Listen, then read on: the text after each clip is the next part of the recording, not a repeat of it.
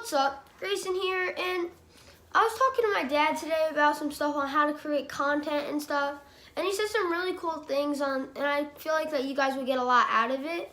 So for my first question, how do you come up with content? Like, how do you go for a long time without creating content? Like for me, sometimes I have trouble creating content. How do you get around that and just always be able to find content? So, a couple things, bud.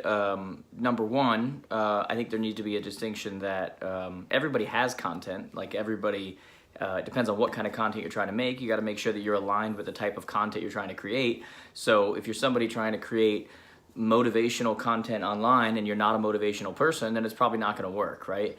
But then the second step is to really be looking for it on a regular basis. Be open to it. You know, there's not an old saying, but just a truth that you find what you look for, right? So if you think that someone's a jerk, when you walk up to them, regardless of what they say, you're going to be like, see, what a jerk. And like they didn't even do anything different than anybody else would have done. You just wouldn't have the same grace for them because you were looking for them to be a jerk, right? Yeah. And if you were to say, is there anything brown in the room? Find something brown. You would find this thing in front of us, which is really like a light black, light whatever, and you call it brown because you're looking for it. Yeah. And so that same principle applies when it comes to content. You want to be every day looking for it, be open to it, and be thinking in that way so that you're not just letting things pass through that were potential content, but you just didn't pay attention. So you're always looking for it, and then you also have to document it. So, in today's world, I mean, you've never known a world without technology where, now we have notes and reminders and everything on our phones where you see me do it all the time, right? Yeah. I've got Google Docs open and I've got all these things on my phone, and I'm constantly, writing in thoughts and writing in things that aren't content yet, but they're, I'm constantly taking note of that. Yeah, so for further things, so you have a whole list that you have ready. Yeah, and it's, I was talking to you about this too. Those thoughts are not necessarily content yet. Sometimes you have thoughts and you think they're going to go somewhere and you think that they're going to be amazing or you think whatever. And, you make a note of it like you're supposed to do, and then you go and check it out, and it's not there's nothing there, right? You still have to elaborate on it. Yeah, so what I'll do is I'll make note of those, and then I'll actually spend time. You saw me creating content the other day. Yeah. And I'm actually sitting down and I'm going through it, and I'm going, okay, what's the beginning, middle, and end on this? What's the metaphor? How does this relate to the audience? Does this relate to the audience? How do I make this my own? How do I tell a story around this so that the content actually means something, right? Because you can have a piece of content in your head that you think is amazing, but the only reason you think it's amazing is because of the story you're telling yourself in your head about it, the meaning it has to you, and nobody else knows that meaning. Like you told me a quote a few weeks ago, and you were like, what do you think of that? You were all excited about it, and I was like, I don't even know what that means. What's that mean? You have to explain it. Yeah, I don't get it. So you got to kind of tear it apart that way, and then make sure that the content has a goal. What's the goal of that content? What are you trying to do? Are you trying to motivate somebody? Are you trying to give them specific instructions on how to do something? Are you trying to give them an epiphany about something that now gives them an awakening where they just go and something that was so complex to them now becomes simple? Because really, people who do this for a living, that's really what their gift is supposed to do, right? Like I'm supposed to be able to take something that somebody struggled with for years, that hasn't made sense for years, that they just can't wrap their head around it, and then I'm supposed to be able to explain it in a way, or tell a story in a way, or create content or deliver content in a way that all of a sudden, even though they've known that they should do something for years, something goes, got it. Right? Yeah. That's what you're trying to do, and that's part of building your content. So not every thought is content. Yeah. You've got to see, is there a beginning, middle, end? Is there a story? Is there a way to contextualize this? Is there a way to, that's how you ultimately make it content. So, that kind of falls into another question I wanted to ask. So content that you're putting out and stuff, how do you know if it's worth putting out? Is that something that you have to go through your notes and stuff on to find out? If content's worth putting out? Yeah. Well, there's not a lot of content that's not worth putting out unless, and this is going to sound really but it's just not worth putting out. If you just, showed me right now, how to wipe my dog's arm, I don't really think anybody cares about that content. But overall, content that you're trying to create on a regular basis, if in your head it went through, you checked all those boxes and it was something that you knew had a purpose and it relates to your audience, then you put it out there, You don't really know how something's going to what the reaction of the audience is going to be until it happens. I'll put out videos that have 500,000 views, and then I'll put out videos that have 500 views.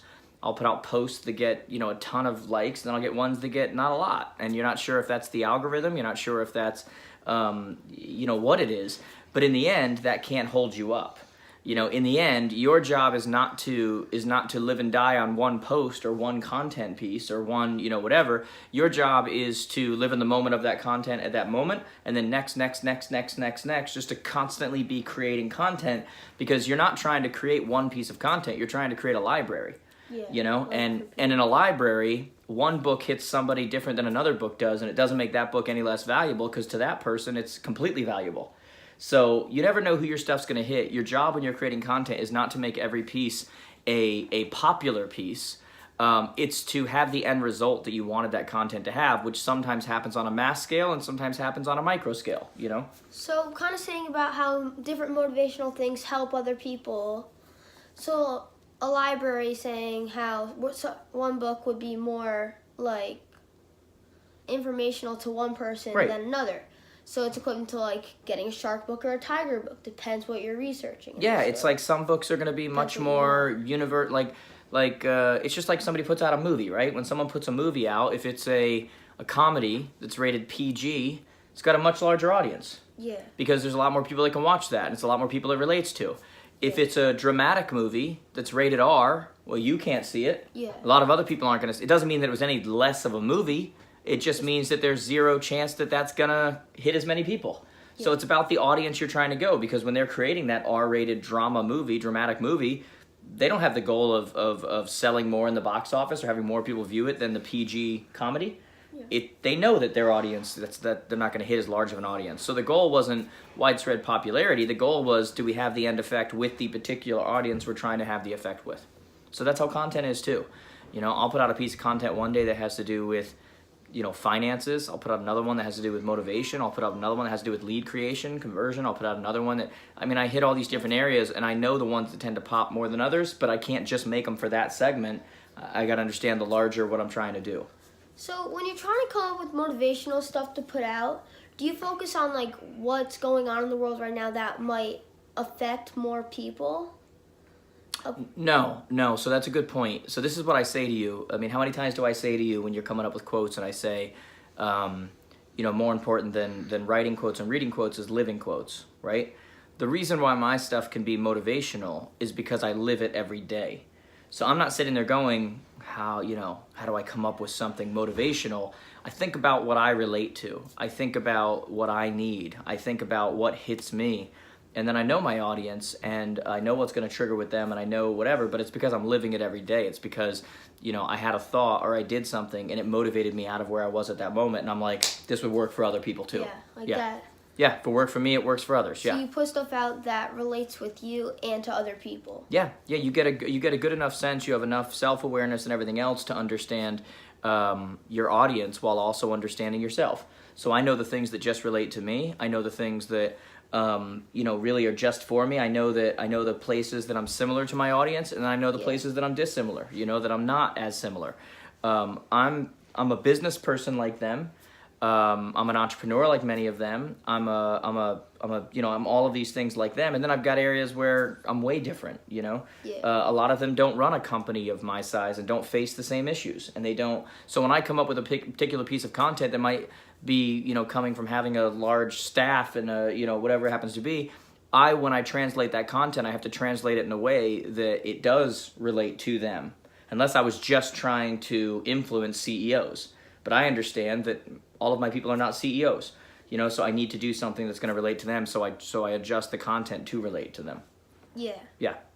That makes sense. Yep. So like a video like this or something, putting out there, like, what do you think it'd be like very like, oh God, I messed up. Keep going. Video like this, do you think it'd be worth it for what?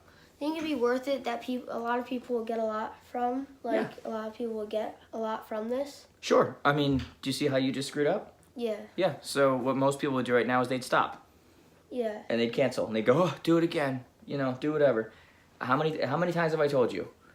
It's not perfection, it's what? It's imperfection that would relate with people. But what does it do? Not perfection, it's Connection. It's connection. 'Cause Connection. Connecting with people. And perfect people aren't going to connect with people because when they watch their videos Yep. or something, they're just be like, oh, they're too perfect. They're living a perfect life. That's like, it. I can't relate with them. But then, like, when you're coming up with a video, like, people waiting for, like, perfect cameras to go start a YouTube channel and stuff. Right. I'm literally filming this on my phone right now. I'm on a Sunday afternoon Yeah. getting ready to shower. Like but that's what I'm saying. Like Yeah. it's not about being perfect. It's not about having the perfect content. It's ultimately about, displaying or broadcasting your truth, who you are, what you're thinking, because ultimately you have it or you don't. And if you have it, no matter how you do it, it's going to come across and it works and it relates to people. If you don't have it, you can dress it up as much as you want. You can get the perfect camera, you can get the perfect angle, you can get the perfect shot, you can get the perfect... If you don't have it, you don't have it. You know what I'm saying? Yeah. Yeah. That's cool. So I think this is a good place to wrap up the video. If you found this good, or if you think any of your friends or something would like to hear this and see if they'd get something from this, be sure to share it with them. Make sure to subscribe and hit the like button. Bye. Thanks, guys.